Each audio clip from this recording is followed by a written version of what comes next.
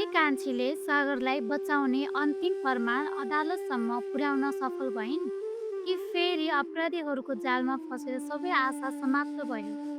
सबैलाई स्तब्ध बनाउने घटनाले आजको भागमा यस्तो मोड लियो जसले कथा नै उल्टाइदियो। अन्तिमसम्म यो समीक्षा हेर्नुहोस्। नमस्कार साथीहरू, तपाईँहरूलाई हाम्रो च्यानल मिरा डायरिजमा धेरै धेरै स्वागत छ।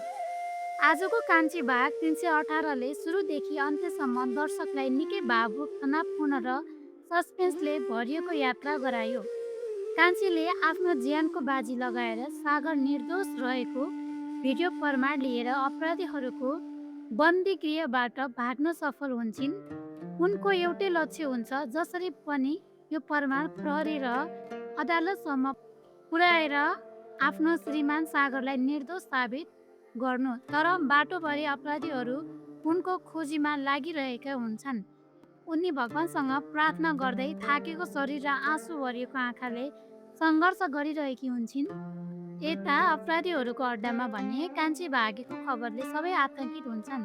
उनीहरू आफ्नो मान्छेलाई आदेश दिन्छन्, जसरी भए पनि कान्छीलाई प्रहरीसम्म पुग्नु अघि समातेर ल्याउनु, नत्र सबैको खेल समाप्त हुन्छ। कान्छीले धेरै दुःख सहेर सागरको परिवारसम्म प्रमाण पुर्याउने प्रयास गर्छिन्, तर विडम्बना आफ्नै घरका मानिसहरूले उनको कुरा पत्याउँदैनन्। उनको चरित्रमाथि नै आरोप लगाइन्छ, अपमान गरिन्छ, सहयोग गर्न त परै जाओस् घरबाटै धकेलिन्छ। यस्तो दृश्यले कान्छीको पीडा झन् गहिरो बनाइदिन्छ। त्यसपछि कथाले झन् ठुलो मोड लिन्छ। कान्छीसँग भएको पेन ड्राइभ नै नक्कली भएको खुलासा हुन्छ। वास्तविक प्रमाण त अपराधीहरूसँगै सुरक्षित रहेको थाहा पाएपछि उनीहरू अर्को षड्यन्त्र रच्छन्। कान्छीलाई सहयोग गर्ने महिलालाई धम्की दिइन्छ, बच्चाको ज्यानको डर देखाइन्छ अनि उसै मार्फत कान्छी कहाँ छ भन्ने जानकारी निकालिन्छ। सबैभन्दा डरलाग्दो दृश्य त्यसपछि देखिन्छ। कान्छी फेरि प्रहरीसम्म पुग्न नपाउँदै बाटोमै अपराधीहरूले उनलाई छोपेर जबरजस्ती गाडीमा हाल्छन्। उनी धेरै रोकिन खोज्छिन्, चिच्याउँछिन्, तर कसैले पनि उनको आवाज सुन्दैन। उनलाई फेरि त्यही बन्द कोठामा लगेर थुन्छन्। अब अपराधी झन् खतरनाक रूप देखाउँछ। उसले कान्छीलाई मानसिक र शारीरिक दबाब दिँदै आफ्नी श्रीमतीको रूपमा स्वीकार गर्न बाध्य पार्न खोज्छ। अधुरो रहेको तथाकथित स्वागत पुरा गर्नुपर्ने भन्दै उसले स्वागत मनाउने, आफूलाई खुसी पार्ने र आफ्नो इच्छा अनुसार चल्नुपर्ने दबाब दिन्छ। कान्छी भने बाहिरबाट हार माने जस्तो अभिनय गर्छिन्।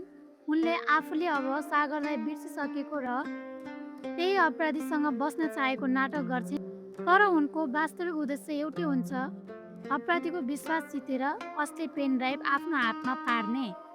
यता अदालतमा सागरमाथि अन्तिम बहस चलिरहेको हुन्छ। सबै प्रमाण सागरकै विरुद्ध देखिँदा उनलाई जन्मकैद हुन सक्ने अवस्था सिर्जना हुन्छ। ठिक अन्तिम क्षणमा कान्छी असली भिडियो प्रमाणसहित अदालत पुग्छिन्।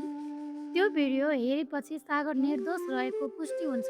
अदालतले सागरलाई तत्काल रिहा गर्ने आदेश दिन्छ भने वास्तविक अपराधीहरूलाई पक्राउ गरेर कानुनी कारबाही अघि बढाउन आदेश दिन्छ। यो दृश्यले लामो समयदेखि न्यायको प्रतीक्षामा रहेका दर्शकलाई राहत दिन्छ।